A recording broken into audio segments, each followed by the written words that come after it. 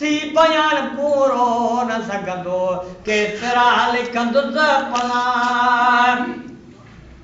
लौला कलम खलकतु अफलाकतु जो शान जो फिरियो तो खां तो बिल्कुल नायल नादान लौला कलम खलकतु अफलाकतु जो शान जो फिरियो तो खां तो बिल्कुल नायल नादान तुझो रोशन तुझे दरनो कर थियो नाणे बिना थी बयान पूरो न सघंदो केतिरा लिखंदुसि पना या मोहम्मद मुस्तफा तुझी कया कहिड़ी सना